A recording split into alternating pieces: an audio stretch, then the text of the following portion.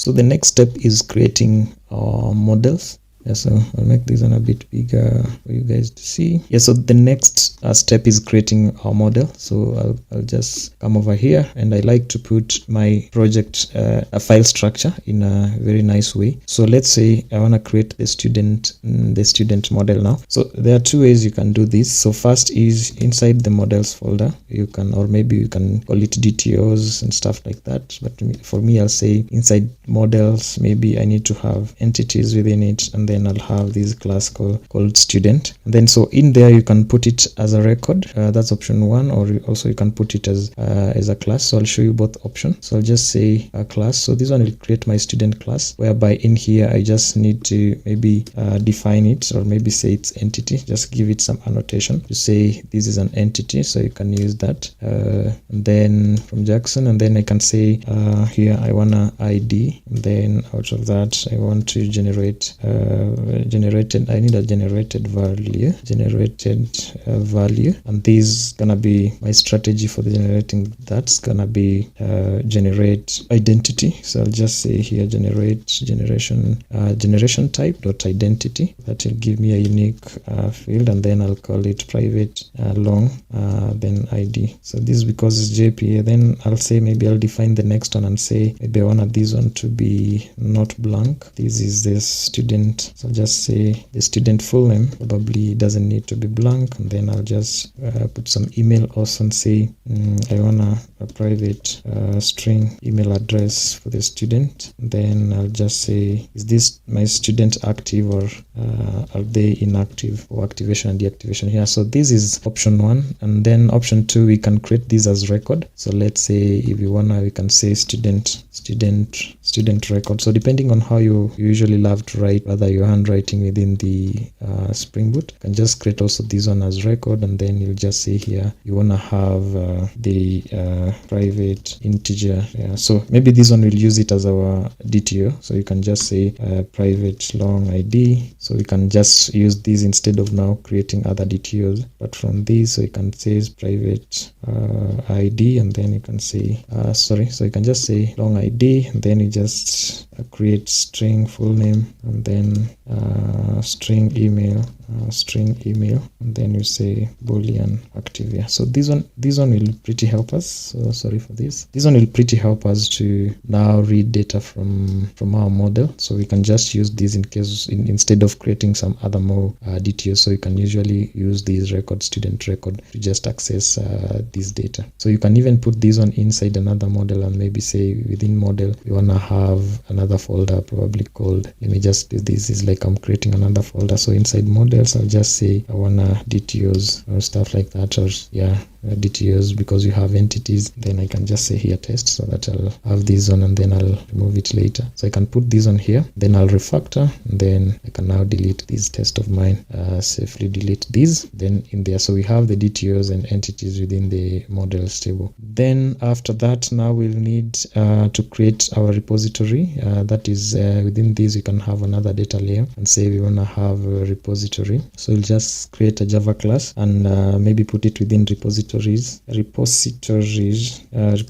and then I'll say I'll want to call this one, let's say, how do I call it? Maybe I call it student repository. Yeah, just to make it simple, student repo or student repository. But I'll need to do this student repo, stuff like that one, and then I'll just create this. So it will create a student repo within the repository, and then this one I'll need now to extend JPA, extends JPA repository, and then I'll just say in here, give it some parameter and say long. Before this I need to give it the model, so I'll just say the student model. Let's code this, and then here we go. So here is our sorry for that, just trying out something. Yeah, what am I doing wrong here? Oh, sorry for this. I think this one, that's the problem. I think this one is supposed to be, we really don't need it. Then I'll just just say implement this method. We may have a student and I have JPA repository, extend this one. Alright, so I'll need to say like this one is a repository. I'll need to annotate this as repository and then follow 3. So this is not a public class. So this one will be an interface, sorry. So we created a class, that's why it's giving us that issue, because you cannot extend a class. So that was it. So it needs to be a repository, and then maybe you can say we'll have some couple of function, but I prefer to use the default JPA, like find by ID, find by email, and also we can use stuffs like getting all the records and then probably deleting all the records and stuff like that. So I'll leave this as this for now, and then we'll cycle back to it. So the next item that I want to create is now my controller, and this is where now the goodies start coming in. So inside my controller, probably I'll just say I need to have one controller. So I'll have these controllers, and also I'll have the service level. So you can just create a number of repositories to just have all these ones. So I'll have controllers, and then I'll have another package for services. I'll put all my business logic in there. Yeah, so after that, let's create our controller. So we'll just create a REST controller here. Let's call it a main controller. So just go here, grab some file here, and maybe you can call it main or customer controller, just to put context, customer controller, and then create that class. And then so one thing we'll need to do is having it as REST controller, and then now we'll have some of our CRUD functions here. So I'll just say we need some CRUDs in here. But before then, now here I want to show you one of the fine item that I talked about, which is introduced in Spring Boot 4.0, that is versioning. So in here previously, what we were doing is we were saying request mapping. We were adding request mapping, request mapping, and then we were doing something like this. You say API, maybe version 1, and then we were doing stuff like, let's say this is customers, whatever, and then we were saying, yeah. So this is what we were doing previously, to just do the versioning. However, right now we have two ways of doing this. So you can first either skip this and then just say here at API version. You can easily specify this on here, API version, like this, and then you're gonna put this on here. And also we can initialize this. We can initialize this. So this one we need to also have it on, or rather have it some items on our properties file. So let's set up that first. So in here I'll just come and say under Spring, in the Spring object, I'll just add another item here on Spring object. Sorry, I'll just come here and add another item on Spring level and say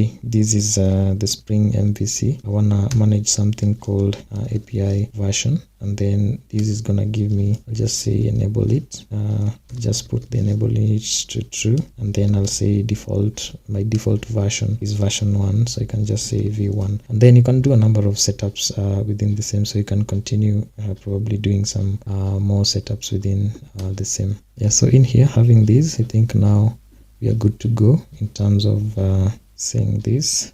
So behind this API versioning, there is a core server-side handling.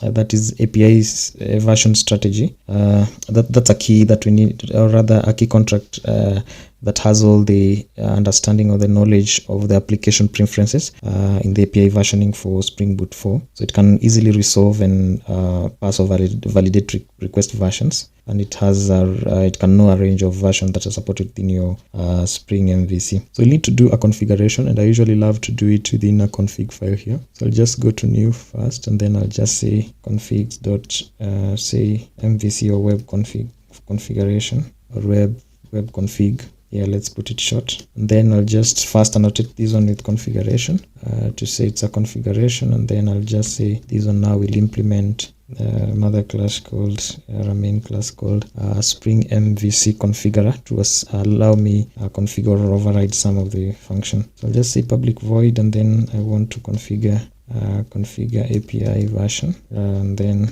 this one. So this is an override. So I'll just say override, and then I'll say API version. API versioning. Is it configure API version? What am I doing wrong? So public configure API version, and then I'll just say API version configurer dot configure. I'll just initialize the configurer, and then I'll just say this configurer dot use request. So this will allow us to use a request header, which you can call it API /version.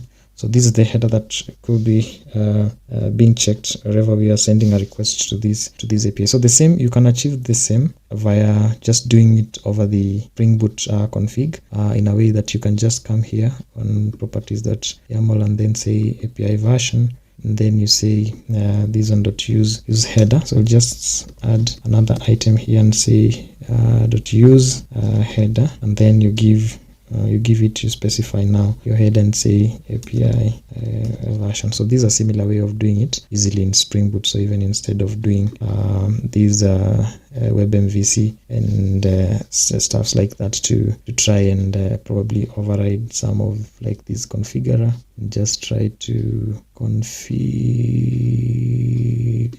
I think it's okay. Yeah, so just trying to avoid doing all this so we can just easily have it in the config file.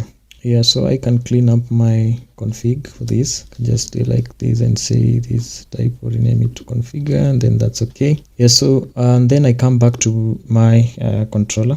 So what I need to do inside my controller is two items here.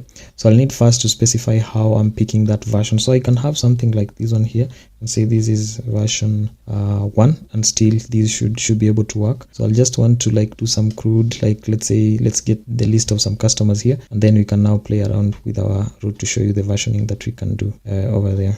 So here a couple of items that you can do. You want to say, for example, we want this MVC to use let's say first you want to enable these. So we have enabled, and also if you require it like permanently, you can also say require true. So that will mean every time you're calling the APIs, you will actually require it to have the API version in it. So we'll do either of these. Then here you can now say you want to either use query or either you can also use query param. You can also use header in here. So depending on what you want to use, so like param on the route, you can use other headers.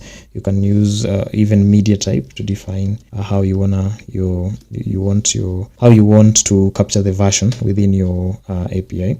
And then after that, now you'll tell it, for example, if I want to use query, so I'll just say query here, and then I'll just say query param.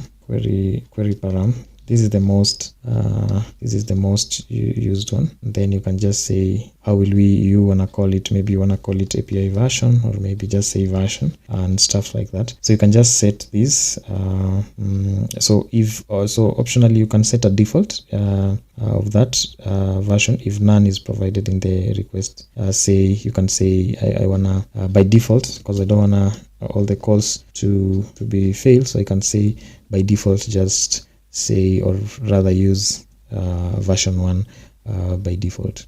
So that's all on our configuration. So let's first go with this query param. So back on our controller,